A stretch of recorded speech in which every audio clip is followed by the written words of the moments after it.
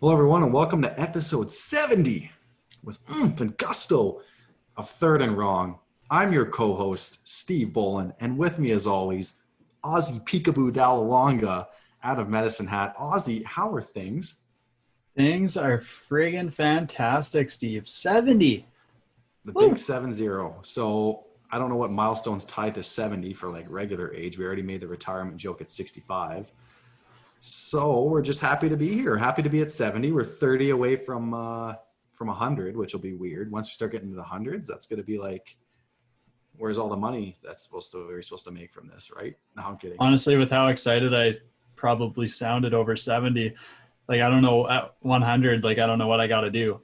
I might just have to, I don't know. I was going to say something stupid. I'm not. 100, we're all going to have to just be naked on the next podcast, like on the 100th episode. Well, I'm glad you went there. I was thinking something naked related. So yeah, just... see, we're on the same wavelength then. Yeah, there we go. Really, really good. You don't get there after only 20 episodes. You get there after 70 episodes.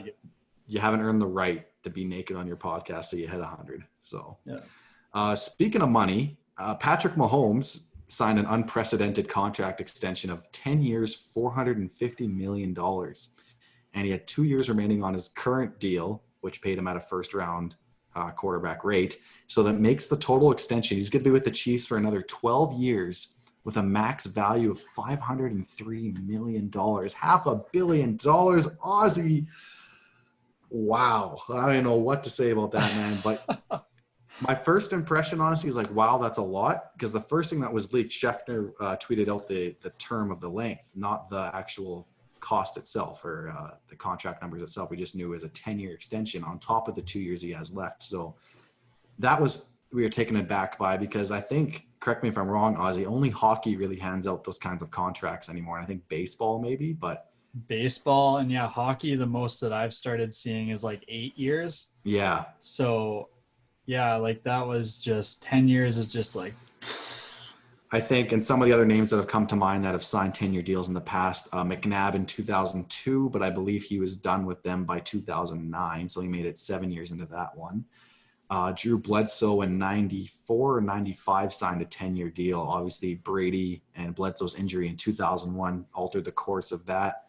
And there's one. I'm glad you said that one, because I was going to just say a shameless plug, but yeah. There it is. Well, I guess still take a drink because I mentioned the Patriots, but you were going to mention the Patriots, so take a sip. Yeah, I thought about it, so take a drink. Yeah. Back to Patrick Mahomes, Ozzy. Patrick Mahomes absolutely deserves this. Spent his rookie season learning behind Alex Smith.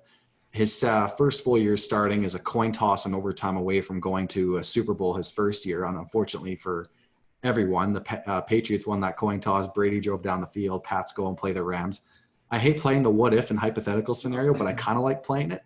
I hate making an argument around it though, but I think the Chiefs absolutely would have destroyed the Rams in that game. I know they had a close Monday night game, which the Rams won earlier, but it just seemed like the Rams weren't ready for that stage. And the Chiefs probably would have been. Who knows? We could be talking about Patrick Mahomes as a back-to-back Super Bowl champion. Obviously last year dislocates his kneecap. The Chiefs stay afloat. He comes back. They go to the Super Bowl and stage a nice comeback in the fourth quarter against the San Francisco 49ers. Breaks my heart every time. Win that game 31-20, much to the allure of everyone.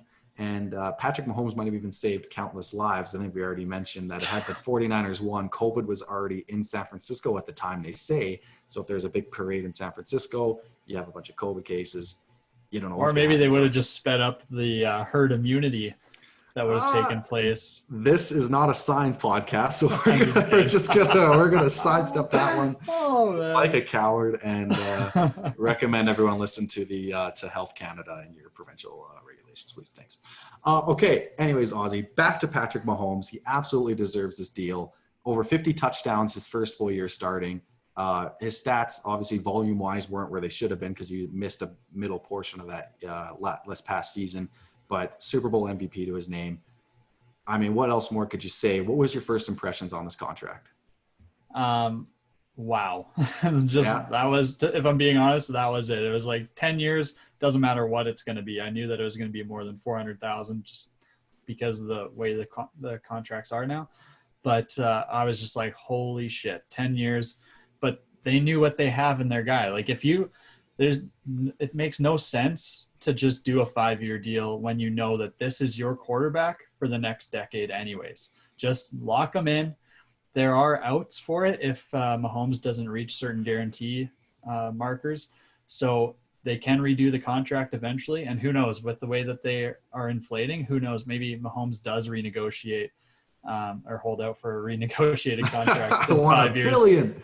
when he's won his 5th Super Bowl already. Who knows? Oh, man. But I think it's so smart from both sides. Like Mahomes has 140 or 150 million guaranteed in the case of injury. Yeah. He is set for generations if he gets injured, and he has that security.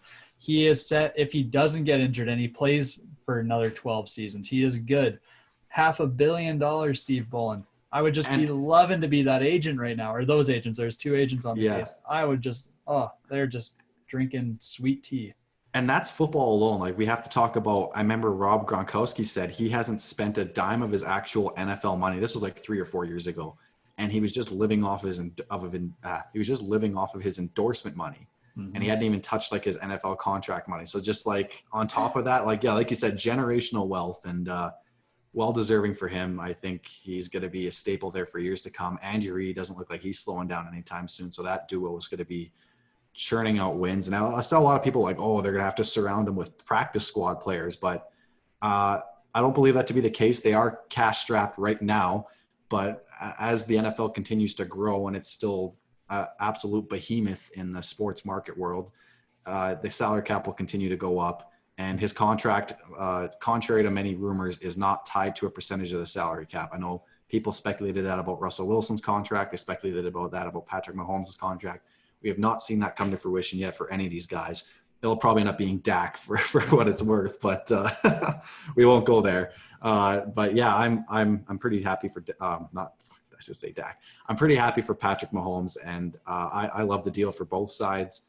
I think there's not really a lot negative, if anything, you can say about this. It's just good for him, and I think the Chiefs are going to continue to run the AFC now with Brady out of there, and New England kind of retooling. I won't say rebuilding. Yeah, I was going to say, watch your tone there. They're going to the Super Bowl this year, so Mahomes is going to have to wait at least another year before he gets his Super Bowl. I just got a question for you, because I didn't put this in the notes, so just beware. Off the cuff. Yeah, off the cuff. How do you think that this impacts the Dak and Deshaun Watson contracts, if at all? Because it's just so crazy. Like, I don't know, but I want to hear your thoughts. I saw Deshaun Watson tweet like that funny picture of like that baby that looks down at his iPhone or something like that, and it's just like kind of that smirk on his face. You know what? I don't know, because right now I think Mahomes' contract averages out to about 45 a year just on pure extension, but when you factor in everything else, it's about 39 and a half or 40 million a year. Yep. I'm not sure we're going to see Dak get a 10-year deal, right? Yep. But I think what Dak was more looking for was he wanted like that 4 or 5 year deal. I think what mattered to him more was like that per year number. And he wanted more than 35 as it was. So I really don't think it's going to impact the Dak negotiations. I have no idea what's going on with the Texans or Deshaun Watson. Like, they didn't want to pay DeAndre Hopkins. They shipped him out to the Cardinals.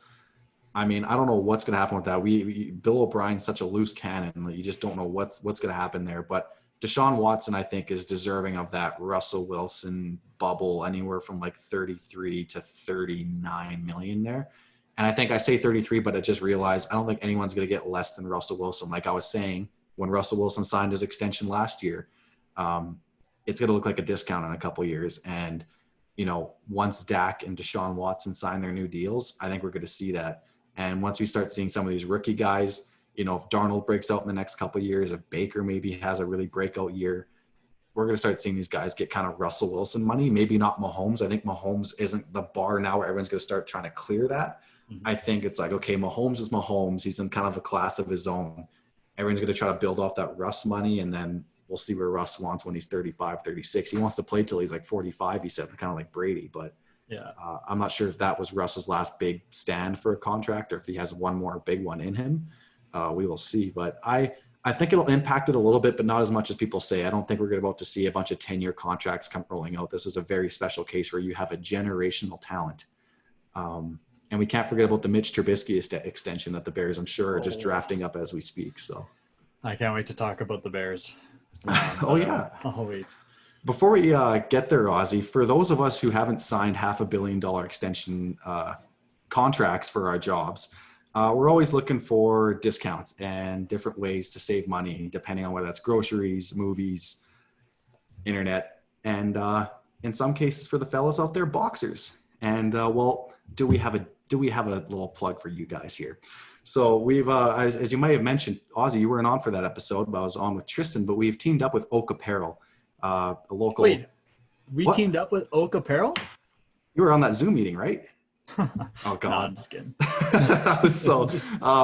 Anyways, that's OKE Apparel, and we're really happy to bring you guys a discount code right now, and it's THIRD15. That's THIRD, and then the numbers 15 for 15% off your first purchase. That's 15% off your first purchase. And we were just on their website today. It turns out they have a little Canada Day sale going on. So by the time we post this bad boy, there's going to be about 4 or 3 days left in this one.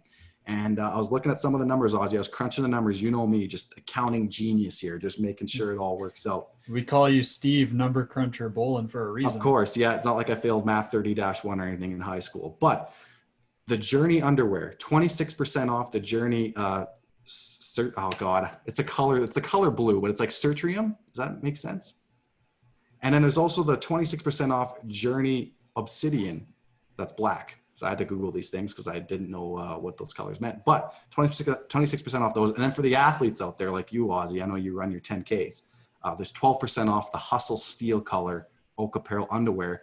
Well, I was like, well, okay, they got these discounts going. I wonder if ours works on top of it. Guess what? It does. So you topple this Canada Day, or guess Canada Week Boxer sale. And then you add our discount code THIRD15. You're going to save a bunch of money on your first order of underwear. And I couldn't recommend them more. I love them. Better than what I was buying before. No more holes in my boxers. Oh God, I can't believe I announced that to everyone. Ozzy, how do you like Oak Apparel underwear, man? I'll tell you. I have the Journey Oak Apparel boxers, the Obsidian ones. Obsidian. And yeah, and so there's one of their competitors out there. They don't even compare. So I went on one of my 10Ks, as Steve mentioned. I'm a runner. It was just as smooth of a ride as the boys could have handled. Like, it was just 10Ks of sweet nothings down there.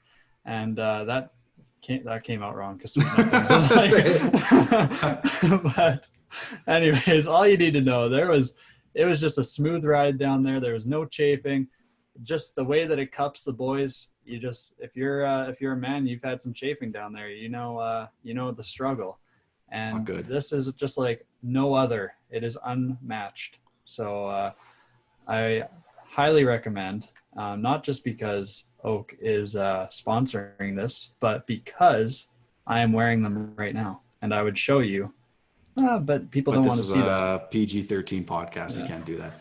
A couple more notes, guys. They got the folded crossover pouch, patent pending, so no other underwear company has that, to really make sure the boys are feeling good down there. Durable inner thigh fabric, like Ozzy was saying, prevent that chafing. And then the flat lock stitching. So they actually use a different kind of stitching where you typically chafe to prevent those things from happening. So, this is science that goes above my head, and I'm a self-proclaimed genius. But, if you guys are looking for a deal, if your name isn't Patrick Mahomes and you don't have $500 million to your name right now, well, definitely head over to oakapparel.com and get yourself 15% off your first order on top of the sales they already have going on right now. That's THIRD15, THIRD 15 for 15% off your first purchase. Ozzy, the NFC North is calling, and you know what?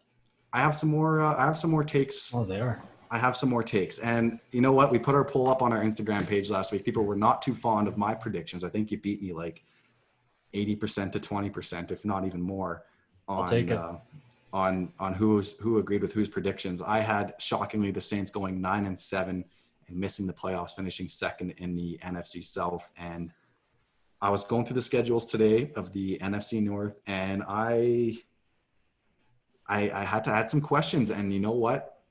Do you want to just get into it? Because I could just stumble upon my words for the next 20 minutes talking about how I came to the conclusions I did, or we can just talk about it. So does that sound better to Yeah, you? I would just let's just talk about it. I'm ready. I got some takes of my own, Steve, and Awesome. I'm curious. I think we talked pre-show. We didn't give away anything, Didn't give but away anything. I kind of think that I think we might be on the same page. I don't know. All right. I was So trying to gauge you. we're going to build up. Let's start with, in my opinion, the least suspenseful team of this whole thing, and that's the Detroit Lions. All right. The Detroit Lions. So this team didn't do anything this offseason that really made me super excited about the future of this franchise. Obviously, Matt Patricia is kind of on the hot seat, I would say. Many thought he'd be fired at the end of last year. You got offensive coordinator Darrell Bevell, who teamed up with Matt Stafford after a couple of years, or pretty much the entire first half of the 2010s with Russell Wilson. And, you got some mixed results there. And the defense definitely didn't live up to the stature that you were expecting with a Matt Patricia-led defense. They trade Quandre Diggs halfway through the season to Seattle for a 5th-round pick. So you don't know what the hell's going on there.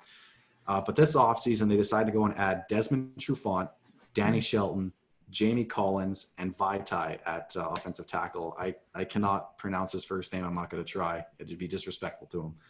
But a couple former Patriots there, Ozzy, which I know you can touch on later and see how that fits into the whole Patricia defensive system. But they lost, Ozzy. They lost Darius Slay. They traded the disgruntled corner to the Philadelphia Eagles. They lost Rick Wagner at offensive tackle. J.D. McKissick, the gadget running back who was typically used in the passing game. Mike Daniels at defensive tackle, and Snacks Harrison at defensive tackle.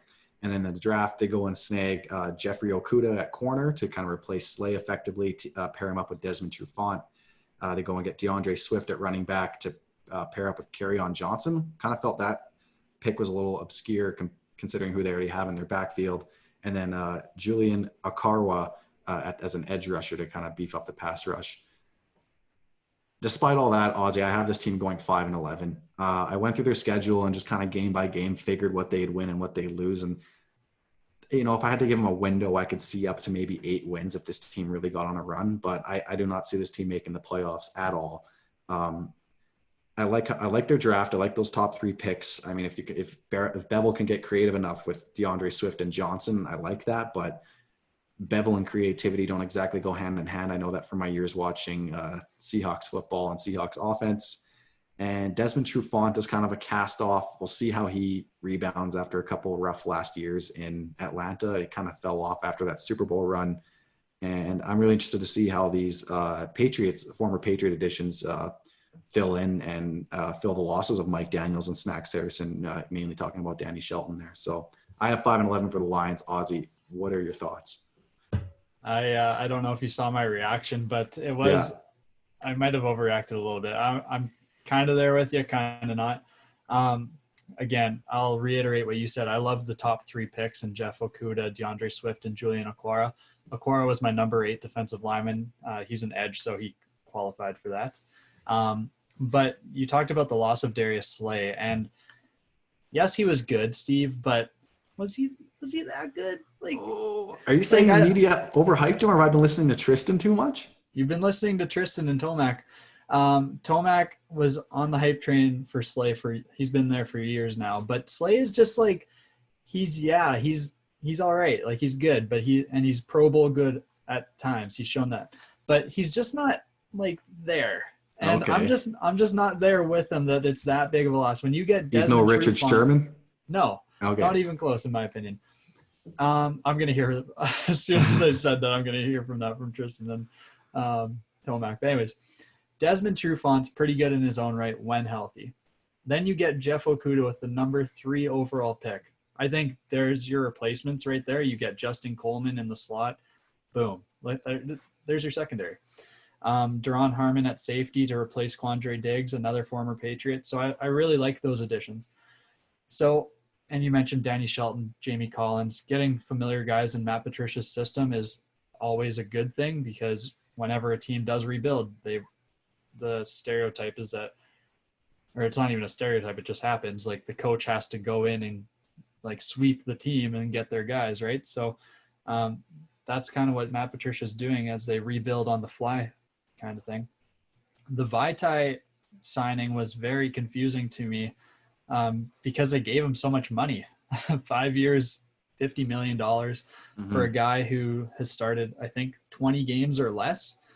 When he did play those many games in 2017 when Jason Peters went down, that was the year of the Philly Super Bowl run, I believe. Correct. Yeah. And Vaitai was playing like a Pro Bowl left tackle, which to his credit, like he was, but is that just a flash in the pan kind of thing? It's just 5 years, 50 million is just like a lot of money to be tossing around. But I do like the premise that kind of states is we're going to build around and protect our quarterback, Matt Stafford. He's been on some crappy teams over the years, and it's just nice to see that they're investing in the offensive line, getting Vaitai, who could play left or right tackle. He'll probably play left if he'll certainly play left if the Lions decide they want to move off of Taylor Decker.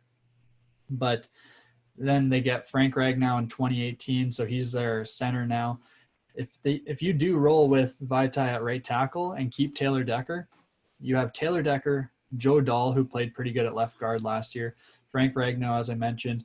Tyrell Crosby was their right tackle at times last year, and there's been talks of him moving to right guard. So you start to have a pretty decent foundation. Now you add DeAndre Swift at running back to go beside Kerryon Johnson. Your offense is now complete. I just touched on the defense. Now you got your offense, and I really like what this team is doing. And you got Galladay at receiver, right? Galladay, Marvin Jones still. Mm-hmm. So you've got I'd say a seriously rounded team. With that being said, and I hated doing this prediction because I like the Lions. I love Matt Stafford. I've been pounding the drum for him for a while, and I want to see this team do good. I just do not believe in Matt Patricia as a coach. Ever since he's gotten there, there has been disgruntlement in the locker room. It just every year there's people talking about how he's losing players or how players don't respect him or this or that. And then it kind of shows on the field when they're losing so many games and getting the third overall pick. So I don't believe in Matt Patricia, and I don't see him finishing the year. I think he is on the hot seat this year. This is going to be his third year. And third year as a head coach. And I don't think they're going to do a lot. I think that they're going to be underwhelming because of the coaching. And that's a sad thing to see, but I think that they've got some really good pieces here for what it's worth. So take that with you, Lions fans. I know for the next regime, we're like, all right, we don't have to build from dirt, but exactly that. Or like I said, the new coach will come in and want to get his guys. And they'll just got it. Yeah. Honestly, trade Matt Stafford to the Patriots for a 7th if they want to rebuild again with him. But anyways, so I have the Lions going 7-9, and Patricia is fired. I have that underlined. Unfortunately, might as well throw Darrell Bevel in there too. Yeah, it's the coaching staff to me. Like I like Matt Stafford. I think he makes a lot of throws that few other quarterbacks in the league could probably make, with your exception of your elite quarterbacks. And I think he definitely has been the victim of failure to build a proper team around him. We've only seen him go to the playoffs twice in his tenure there. I believe 2012 and 2016.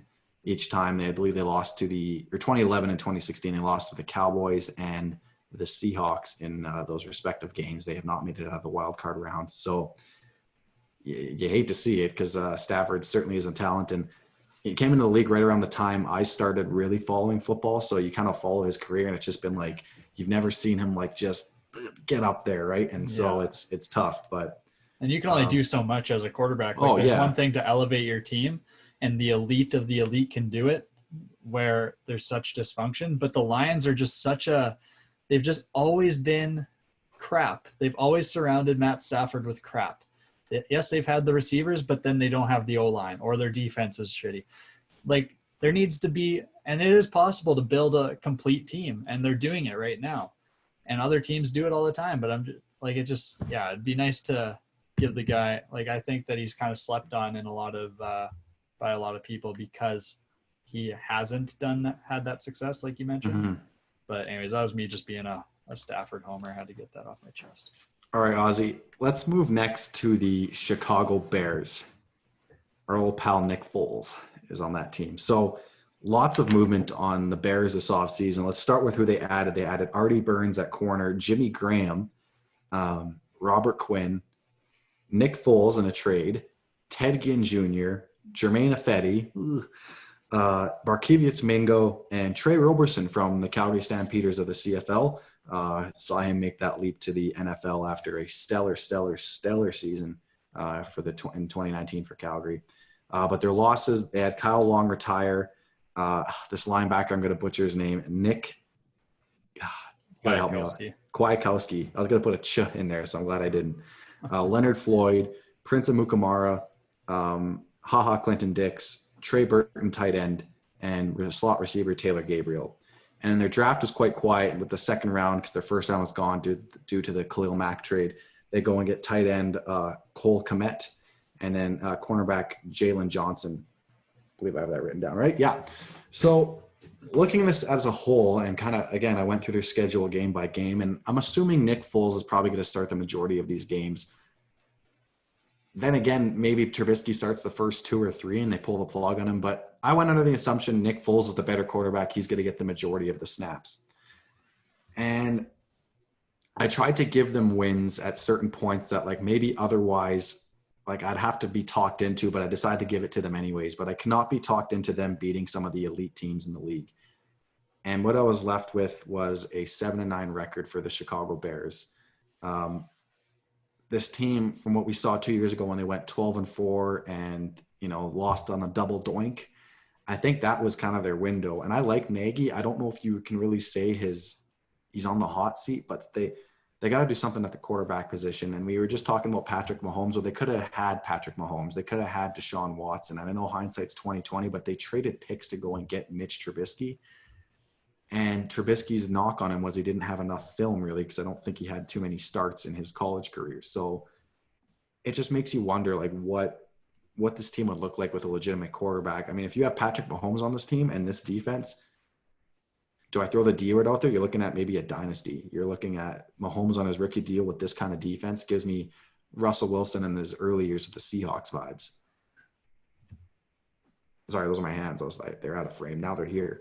But what you're left with is Mitch Trubisky and a journeyman and Nick Foles. And to me, what you're left with is a 7-9 record with potential to maybe get to 9-7, but it would take some pretty special victories to make that happen. I think Nick Foles will put up a respectable season. I don't see this being a tank year where they go 4-12 by any means. Like, there's too much talent on this team for that to happen. But I really struggle to see this team to be a contender in a pretty loaded NFC. So 7-9. Third place in the division. All right, Steve. So we were really off when I was kind of prefacing the segment by saying we might be on the same wavelength. No, I totally disagree, actually. And this one was one that I had to really go deep down into the vault to determine how they were going to do. The way that I saw this Bears offseason start with Robert Quinn, 30 years old, getting a 5-year, $70 million deal after a high and low roller coaster career, I was like, what the hell are you doing? And then they go and sign Jimmy Graham for $16 million. And he's still living off of the 2014 days when he was getting balls thrown to him by Drew Brees. I was like, what is this team doing? And then they go and trade for Nick Foles, who everybody who's been a loyal listener and listened to me for over a year now, they've heard my rants about Nick Foles and just how overrated he is. With all of that being said, I think that Nick Foles being paired up with Matt Nagy, I think that's a good combination. They've got that history from back when Nick Foles came back from retirement and considering retirement and went to Kansas City in 2016. So there's a little bit of a background there. So as far as learning the playbook, it's not going to be an issue. And I think that Nick Foles has shown enough that he does have some serious potential if he's in the right system. Is Matt Nagy's system the one that's going to be like that Super Bowl run where Nick Foles is just dicing up every secondary that he faces? I don't know. But Matt Nagy does have an offense that can put up that kind of, like, it's got that high-powered feel to it when Mitch Trubisky isn't running it and missing throws. So I like the Cole Kmet draft pick. I think that he replaces Trey Burton quite nicely and will be the guy that they wanted Trey Burton to be. Jalen Johnson's great depth in the secondary, Steve. As much as I don't like Nick Foles, as much as I hate the Robert Quinn signing, as much as I think Jimmy Graham has he's on his hind legs or whatever the expression is, I just don't think that this team does bad. I think that they actually take the division. I think that there is enough. I think that between the other teams that we haven't talked about yet, I think we got a couple pretenders there. And this team, I see them going 12-4. Oh, wow. Yeah. 12-4? Yeah. Oh, my God. If you think about it, they are a quarterback away from taking the division. Mitchell Trubisky isn't the guy. Nick Foles throwing to Ted Ginn Jr. You're telling me that's the recipe. Allen Robinson was kind of what I was thinking. Yeah, Anthony Miller, he did. I was just trying to skew it to my perception, but yes, you understand what I'm doing. Yeah, I just couldn't let you do it because this makes me uncomfortable already, Steve. I can't handle any more scrutiny.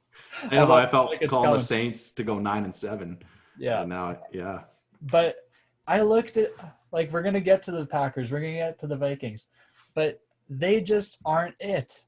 I don't believe in the Packers for a second, especially after their moves, which we'll get there. So want to segue to the Packers? Yeah, why don't finish your point? Yeah. Don't talk about the Vikings yet. Let's go to the Packers. All right, we'll go to the Packers. But I'll finish this. Okay. The Bears have the talent top down. They do. They have everything you would need for the quarterback to succeed. Nick Foles, prove me wrong, man. I'm just ready for it. But we're going to segue into the Packers. So let's talk about the Packers. Let's do it. Yeah, so the Packers obviously went 13-3 last year, and I've mentioned this numerous occasions, but I think it was no more prevalent than our one of our first YouTube episodes. We were all at Zach's house, and we just sat on the couch during Week 17, and we talked about who were the pretenders going into the playoffs. And I was really hard on the Packers, which is ironic because they go on to beat the Seahawks in the Divisional Round, but that was kind of more at the tune of Brian Schottenheimer and Pete Carroll failing to fully utilize Russell Wilson, which take a drink because I bring that up too often. But the Packers were that 13-3 record, but it was a soft 13-3. It just seemed like they were really susceptible to falling against elite teams. And, they only had a plus 63-point differential, which teams with that much typically get about 8 to 9 wins. So they absolutely overachieved. Rodgers was 20th in QBR last year, quarterback rating for those at home liking to expand their acronyms. And they had the 4th ranked pass pro offensive line in 2019, but they lose Brian Bulaga in free agency. Let's talk about some of their losses. They lose Jimmy Graham, which we're both not high on them. They lose Brian Bulaga, which pretty big loss. We talked about how huge that was for the Chargers to pick him up. They lose Blake Martinez and BJ Goodson at linebacker. And I think those are 2 pretty big losses at linebacker there. Adds, they go and get Christian Kirksey, 36-year-old tight end Mercedes Lewis. I had no idea he was still in the league. They go and get Reggie Bagleton out of the CFL from Calgary. I'm really hoping he makes this roster. I think he has a really good chance to make a difference there if he's able to get on as the 5th receiver. I think he's due for big things. I'm really happy he's getting his chance. And they go and get Rick Wagner, a tackle who we mentioned left the Lions. And in the draft, it's that draft that still makes me scratch my head. You got Jordan Love in the 1st round. They had it in one of the most loaded receiver drafts. They don't go get one in the first 3 rounds. They go and said, get Jordan Love, a future Aaron Rodgers replacement. You have to presume. They go and get A.J. Dillon, a running back, even though they still have Aaron Jones on a rookie contract. And I'm just wondering what the hell they're thinking. I think they went and got a tight end after that. So their receiving depth chart right now looks like this. Devontae Adams, Alan Lazard, Devin Funchess, Valdez Scantling, and then I hope Reggie Bagleton makes that roster because I think he could probably take out Valdez Scantling, maybe. It just depending on what he shows there. I'm really high on some of these CFL players that are getting up. It's just as you put politics aside and they get their chance, I think they can really make some things happen down there. but not taking a receiver was probably one of the worst things you could do for Rodgers. And I'm not sure if maybe they're going to try to not put as much on Rodgers' back, and maybe Matt LaFleur is going to try to kind of run. They're going to try to run more of that Kyle Shanahan offense where you're focusing on the run game and being more creative and just kind of allowing your quarterback to just make the smart reads and maybe West Coast it a little more. I'm not sure, but I went through this Packers schedule, and a lot of the games that they won last year by very slim margins, those can very easily go the other way. You know, I think they got I don't want to say lucky, but they got quite lucky last year. And we will not see this team go 13-3 this year. We're going to see them go 9-7, second in the division, and miss the playoffs. I think Rodgers' window was last year, but they just were not ready to compete with the big dogs. And it showed when they lost 37-20 in the NFC Championship to a real elite team like the San Francisco 49ers. So yeah, and that one wasn't even close. Like, it was just utter domination. So yeah. I'm pretty much with you, Steve. It was just like an all developmental player draft for them, which was bizarre because, like you said, they really needed a receiver. Their defense was pretty good last year, and so they didn't really need to address that. So I guess the lone need that really stood out was receiver, which they just avoided altogether. But they got Devin Funchess, so just kidding. So yeah, like I was baffled by that draft. The Jordan Love thing. If Aaron Rodgers is as bad as the media wants him to be, I think that this could be enough to implode the Packers because Aaron Rodgers is going to be so petty. But I don't think that's actually going to happen. They were a solid team last year, I guess you could say, but they were really good, like you said, at making just taking advantage of the weak schedule. I have it just written down here. I just wanted to highlight a little bit in more detail from what you said. I had the Packers had wins against the Flacco-led Broncos, the hot and cold Cowboys, a Mahomes-less Chiefs, the free-falling Panthers, and dysfunctional Giants and Redskins. Those were some of their wins. And it's like, but they went 13-3. Well, did they? Like, it was soft. That's what a soft 13-3 looks like. That's about as flaccid as a 13-3 could look. We talk about like a strong, that's a competitive 5-11 or 6-10. And then there's also a soft 13-3 where there's those, like, you can just look at their schedule. Like if you're a casual fan and you just see 13-3, you're like, oh, this team's going to the Super Bowl. But if you look really in depth with it, you can see there's holes in the armor. Yeah. And so that was just a lot to look at and think, holy crap, like, what do they have going for them this year that they felt they didn't need to draft immediate impact players? AJ Dillon, is he going to be that immediate impact player when you have Aaron Jones, who killed it last year? Maybe. Like you said, maybe they switch up offensive schemes and AJ Dillon's just a better fit for that. But is that going to be the cure-all for this team that really did just they did what they needed to? They took care of bad teams that were tanking, et cetera, et cetera. So I think that they're going to be good. They're going to be above 500, but they're not going to be competitive. It's another year of just being pretenders. I don't see anything on this team that just tells me, and it used to be Aaron Rodgers used to be that deciding factor, but I don't even see Aaron Rodgers anymore being that deciding factor where I think, oh, the Packers are contenders regardless, so they got Aaron Rodgers. No, I see them being 10-6, good enough for second in the division as well.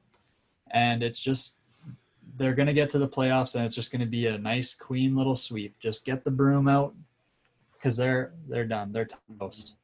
One and done. Yeah, because 10-6 would probably put them, if they're not winning the division, either through 5th or 6th or 7th seed. And at that point, you're traveling to, San Francisco, Philadelphia, Seattle potentially, or Dallas, depending on what they do, or Tampa Bay, or, if my prediction doesn't come true, you're traveling to New Orleans. So, I mean, none of these spots seem like fun places to go win. And the Packers, I don't believe, are equipped to win any of those kinds of games. They have to win the division and get that icy cold game at Lambeau where they can just freeze the opposing team like these guys off the field and and then go lose the NFC Championship game after that. But unless they get that, I don't see any hope for these guys. I have them missing the playoffs because I have a couple surprise teams making it. We'll wait till we get to our NFC West predictions. I can't wait to recap all this. Like, I really want to create a great visual for our listeners on our social media pages of kind of what we see looking like it when it's all said and done. And we'll have to kind of tweak some of our records because you got to make sure it equals that, 256 wins and losses, was it 128, 128. So a couple things will get tweaked, a win or loss here and there. But this Packers team, I don't see, when we finally release the visuals, you're not going to see my prediction go from 9-7 to 12-4. This is not a 12-4 team this year. This is a 9-7 team now because they got that first place schedule. This is not a first place team. But honestly, let's talk about first place because we're getting to our last team and now we're getting to my first place team. Ooh. And it's the Minnesota Vikings. And I really struggle with this one because this team doesn't scream powerhouse to me. This is probably going to be the weakest division winner out of the NFC. It's because they lost Everson Griffin. They go ahead and trade Stephon Diggs. They lose Josh Klein. They lose Xavier Rhodes, Linval Joseph, Trey Waynes, and Andrew Sendejo. The only thing is Trey Waynes and Xavier Rhodes really didn't have great years last year. I feel like as great as this Vikings defense was over the last couple of years, we kind of started to see things kind of taper off a little bit last year, and there was a need for some reinvigoration, some fresh blood. And they went and did that in this draft. They drafted 15. That's 1-5, just like our discount on Oak Apparel underwear, 15. Third, 1-5, 15 for 50% off your first order. Draft. 15 new players, 8 of those were after, or the 5th round or after. So, okay, how much of those guys can contribute? We don't know. You never know what kind of surprise guys can make it. But the big names are, they go and get Justin Jefferson, the sure-handed slot receiver. They go and get Jeff Gladney at cornerback. They go and get Ezra Cleveland, who Zach was saying might not have been mad if Cleveland had taken them in the first round. They go get him, I think, in the 2nd or 3rd round, Ezra Cleveland. And then they go and get Cameron Dantzler, another cornerback, right away. I believe that was in the 3rd round. So what I really like what the Vikings did is they had a lot of underperforming pieces last year, and they went and reinvigorated it with a lot of fresh young talent. And you still maintain the core of Harrison Smith at safety, Kirk Cousins, who's not elite, but he's a strong starter in this league, Dalvin Cook at running back, though he's wanting a fresh deal. And then they still have Adam Thielen at receiver. And now you get Justin Jefferson in there. You can do some really cool things with them. You bump Thielen out, you move Jefferson in, or you get some Jefferson reps on the outside. I think with this kind of fresh wave of players in here, and I'm not even sure if all 15 of these guys will even make it, but if these the four that I mentioned can be difference makers, I think this team can go 10-6 and take the division. They're going to be battling all the way through with the Packers, who are only going to finish a win back. So again, like we could see it where Packers finish first, Vikings just miss out at 9-7, depending on game here or there. Their head-to-head matchups are going to be so crucial. But I have the Vikings going 10-6. I mean, if you want to take it there, they're probably the 4 seed.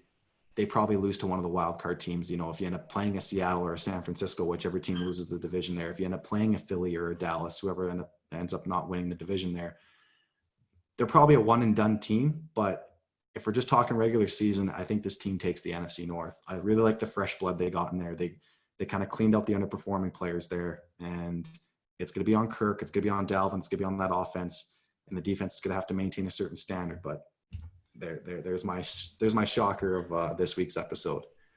Frickin' AC. This is a team that I do like the Vikings. They're like, I talk about a bunch of teams I like. The Vikings make that list for sure. I want to see them succeed, but I just feel like, and you might hear the dogs barking in the back. They're behind me 100% on this.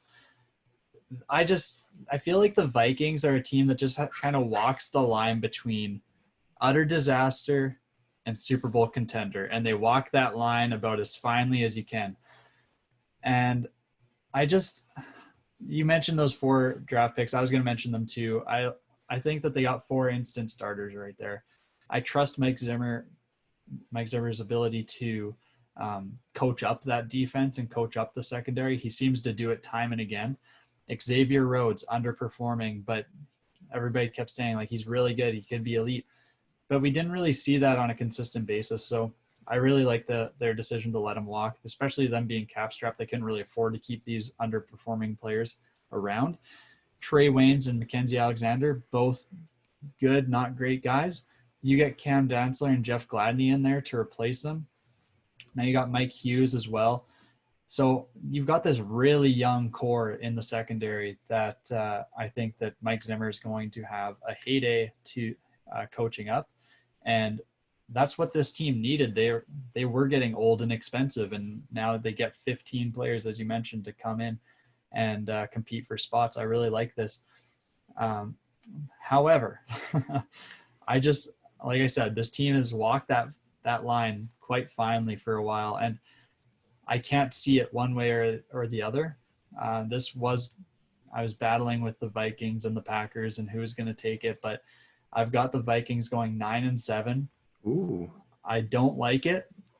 I'll say that right now, but it's got to be 9-7. They're not going to be too good, but they're going to be good enough. Yeah, that could be, and I can't even get mad at that prediction. That's good enough for third in your predictions, but I mean, it's really a toss-up. This will be one of the tighter divisions, in my opinion. I think I've said that about every NFC division. It's just, you don't know, like, pick the absolute horrible teams. Washington and New York Giants, you can kind of get out of the way right away. Hey, Washington's winning the division. I missed that episode. Yeah, you missed that episode, but yeah, I think they're a few years off, my friend. We haven't got to the NFC West yet, but it's hard to pick like a 4-12 team in that division. I don't think there is one, but save that for next week or the week after.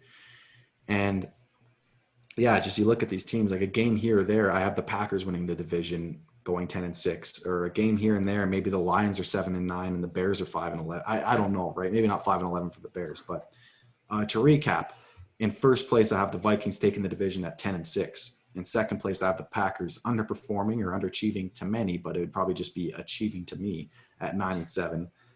In third place, I have the Bears going 7-9. Nick Foles, Mitch Trubisky, doesn't inspire much confidence in me. And then Detroit, Matt Patricia and Darrell Bevler are showing the door, maybe mid-season, like you suggested, Ozzy, going 5-11 and last in the NFC North. Ozzy, can you recap your division for our fine folks listeners out there? Absolutely.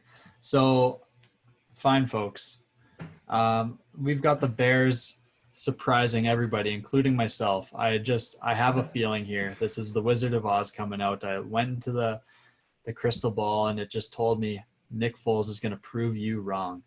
And I hate that because last time it did, it hurt. And that was the Super Bowl for those who don't know. And so I have them going 12-4. Then I've got the Packers doing just enough, but still just being those fake contenders. They're going 10-6. I just think it's a result of they got enough there, but it's not good. And then the Vikings at 9-7, as I mentioned, they're just kind of good enough, but I just don't have a good feeling about them. And the Lions, again, like you had alluded to, Matt Patricia's gone, and the Lions go 7-9. I think they got the pieces there, but if I had to say it, they're a year out for sure. So the talent, you're saying for the Lions, the talent outperforms the coaching staff. I mean, like, say, for example, you had Kyle Shanahan running this team and Robert Saleh from the 49ers running the squad. You're saying with this talent and a competent coaching staff, this is like 11-5 team on paper. I'd say they win the division. Yeah.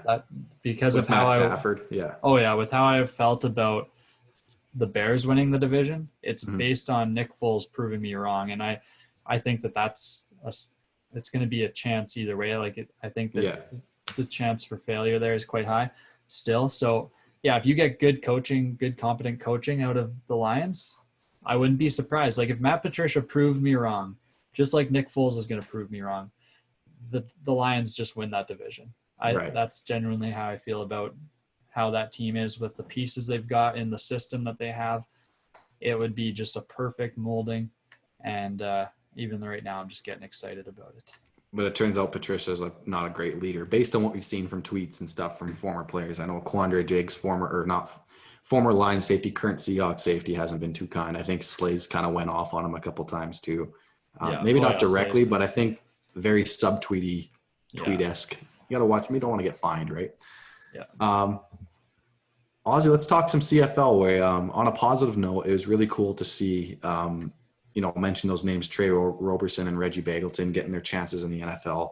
I really hope these guys make their teams. I mean, we've seen Alex Singleton kind of get some chances with the Eagles. I'm hoping he can break into a starter role now at linebacker this year. But, it's been tough sledding for a lot of these guys to try to make rosters and make a difference because it's kind of political. They don't get their full shot. They get cut. And, that people would rather go with the 23-year-old guy right out of college than maybe the 27-year-old who's has some tape, but has a couple of years of wear and tear on him in another professional league. But all the best to those two guys. But CFL wise, the CFL we mentioned last week was considering Winnipeg as a hub city. Well, now they come out and said they've denied the rumor that they've zeroed in on Winnipeg as a hub city. So I'm at a loss. I believe they have till the end of the month to make a decision. I believe they put a self-imposed and July 31st deadline on this. It might even be July 23rd, but for some reason that date sticks out, but is also the 31st. At this point, if I had to speculate, I don't think there's going to be a season at all because now there's rumors of a 6-game season floating around where you play 6 games and then 8 out of the 9 teams make it. And at that point, someone broke down the math. And, if you're a player making 70 or 80,000, but that's prorated, and then you convert that to U.S. funds if you're a U.S. player, and then you take taxes off, you're taking home about 14,000 net. Oh, is that worth it to put your life on the line? Because you never know. Like football, any game can mean the end of your career. Like that's the reality that a lot of these guys face. A neck injury, a torn ACL. We've seen Teddy Bridgewater and Alex Smith have to. Well, Alex Smith's not even back yet, but have to fight back for their careers after, ripping arteries in their knee from just brutal injuries. We saw that with Zach Miller, tight end for the Bears. He'll never play football again. So is it worth it to get a prorated salary of, in many of these guys' cases, $14,000 to go and play 6 games and then have 8 of the 9 teams make the playoffs? I mean, it would be pretty hilarious to make fun of that one team that misses the playoffs. Like if that's Ottawa or Toronto, it's like, come on. But at this point, I'm not expecting a season that's really too bad, but I think the CFL, it doesn't mean the end of the CFL in my uneducated, humble opinion. I think they need a year to figure their crap out because it sounds like they weren't in great financial shape as it was coming into this whole COVID pandemic. And then the COVID pandemic just exposed it all. So unless they get that government funding, and that's not even looking too promising, I don't think there's going to be a season. But I hope, whether it's Ambrosi still running the show or someone else, the commissioner, I hope they can kind of just do a thorough cleaning and get things figured out going into next year. But it's really a shame, man. Like I don't think we realize how big football is in Canada. And I've coached a couple of years of it. Ozzy, you and I both played high school football, and even getting to chat with guys like Connor McGough and getting Americans' opinions like Ricky Collins and Matt Nichols on the game and their view of the CFL. Like it's a well-known league out there. And I think it provides dreams for a lot of Canadian players like Connor, who we interviewed, like Jabari Arthur, who's from Quebec, and a lot of these guys coming up through the ranks coast to coast. And it's too bad that it has to be like this. It's too bad it was so poorly run, because I think the players deserve better, American and Canadian. And if there's no season, there's no season, but let's make sure we can fight for the survival of the league itself, because I think it's quality football and it deserves a spot in Canadian heritage. It is a spot. It does have a spot in Canadian heritage. The Grey Cup's the most watched Canadian content every year when it comes out. So, oh damn. That's my CFL rant. You could typically expect them once a week, but long live the CFL, man. That's all I got. Yeah. I'm just baffled that, just based on what you said, you made me think, because if the league does go a whole year without any income from, it's a gate-driven league, we've mentioned that before, from any income from people going into games and stuff like that, what the hell? How does any business survive that? And the CFL is no different. It's still a business at the end of the day, and they've got bills to pay, and that's a frightening thought. So I don't want to feed into it a little more than I need to, but you just got my gears turning there, Steve. I wonder what the heck might happen. But I feel like I'm not even going to, oh, whoops. I feel like I'm just sad. It's all around sad boy hours in the CFL. Yes, forevermore. Sir. I forgot to mention even Coach Ryan Shahan, head coach at the University of Guelph Griffins. there's a lot of talented CFL players out there. And head coach Scott Milanovic for the Eskimos said a lot of these CFL guys could be playing in the NFL. Like the talent levels here, people just aren't paying attention. So it's not fair to these players who are as talented as everyone says they are, that it's so poorly mismanaged from the top down. That needs to change. But we're just a couple Canadians with a podcast. But hey, maybe we can speak it into existence and eventually. Well, we're going to be running the show when Ambrosi gets fired, and then they're gonna put us up there, right? Because we're just pounding the drum. Connor McGough is gonna go to the Stampeders. He's gonna be like, "Hey guys, there's this group in Medicine Hat, my hometown. Just hear them out." And then they're gonna get us a seat at the table. Boom, we have them there. We have them there. Hey, as far in the future as that may be, Ozzy, honestly, to break the fifth wall and talk to our listeners, our aim is eventually to get this thing to where we're not only interviewing professional and collegiate athletes at the CFL and maybe NFL level, but we want to get this to where we're growing the brands of high school and young collegiate football players, that we can give them platforms to kind of get them on to a spot where they're more recognized in Canadians' hearts and minds. You know, we see it with hockey players all the time. Junior hockey is such a stranglehold in Western Canada. And part of our goal eventually down the road is to work with guys like Connor, who might want to put on camps back in his hometown, like Medicine Hat, where we're all from, and be a part of that and give these guys a platform on our podcast, on our blog. If we can create other content like that, like we really want to take this to a spot where we can promote that and give these guys a spot to where they can plateau themselves and promote themselves to the professional level. We can't do that if there's no CFL. So I'm hoping the guys up there can figure their shit out so we can do our job and put some Canadian content out there for Canadians to see and start appreciating. So there's that. Mic drop. Edmonton Eskimos still reviewing their names. Sponsors are now putting pressure on them. They're kind of held strong and just said they're going to continue reviewing and speaking with Inuit groups to see what all happens there. Without beating a dead horse, I think the simple move here is to change their name to the Edmonton Empire. They trademarked it years ago. They had a cool commercial 2 or 3 years ago of One Empire, and it was like the whole players and fans on the field like charging at a enemy or something. It was really cool. It's like they had this parachute and they don't want to deploy it. Like it's all there. Edmonton Empire. You have it trademarked. You don't have to change your logo. And you're just, your pride's getting in the way. So change the name, get it over with. It's now, or you're just going to be that guy for the rest of your existence. And it sounds like the Redskins Washington Football Club is going to change their name from the Redskins to something else. And we can stop saying that word, which we're still guilty of, but we're learning. It's just funny how this is even a thing, because I was like second guessing myself. I was like, why would the Eskimos be fighting back on this? Or like, what is their image? Then I look at it and there's really no like Native American like imagery or anything like that. Like you said, to just change it to the Empire, it'd be so simple. You just, all right, we're the Empire. Yeah, there we go. Yeah.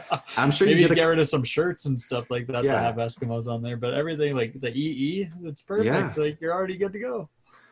Maybe even roll out new uniforms. You can always make money off that, or new merchandise. Like it's all right there for you, and you're going to piss off a small portion of like people who are like, no, I'm never watching again. But you probably gain some new fans too, who maybe otherwise didn't want to cheer for someone who maybe is using that name still. So hoping that changes soon so we can talk about real football. But Aussie, that's all I got for this week, man. I'm not sure what our time's running at, because since we moved to Zoom, we don't have a timer in front of us. I always forget to start my phone timer. So nevertheless, listeners, whatever the timestamp is right now when you're looking down, we thank you for tuning in, man. And we're going to bring the NFC West to you next week, or hopefully an interview. We're still working out our interview with that special guest we had hinted at last week. But depending on what the scheduling constraints are, we're going to try to bring on a couple different people over the rest of the summer here, because it's a good time to listen, learn, and admire a lot of these guys' careers and the different things they do for Canadian and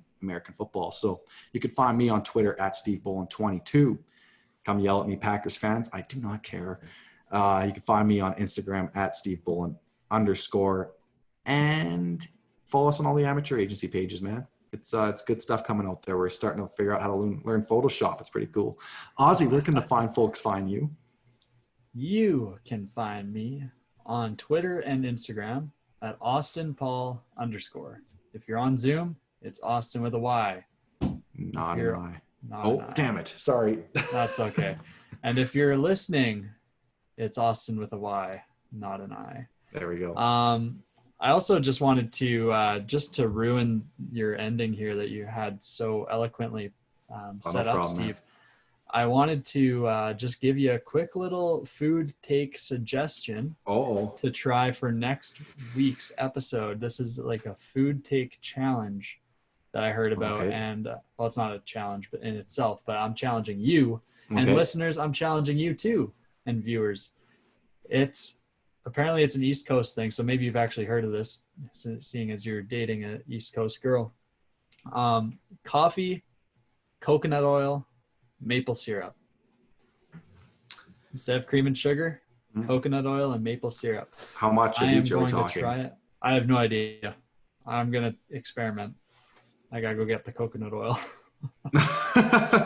Sir, what are you using this for? My coffee. They're like, get the fuck out. Yeah. You're one of them East Coastians. East Coastians? You know what? We need unity, not division here. Yeah. No, okay, I'll try it out. And yeah, our listeners, we encourage you to try it out. Maybe shoot a little video of me just putting that stuff in my coffee. And yeah, I feel like it'd be kind of a treat. Probably a teaspoon of each is probably a safe bet. Yeah. We'll try Watch this be like it's a natural laxative or something, and Ozzy just getting us to all collectively crap our pants. But no, thank you everyone for tuning in. We'll be back next week. Until then,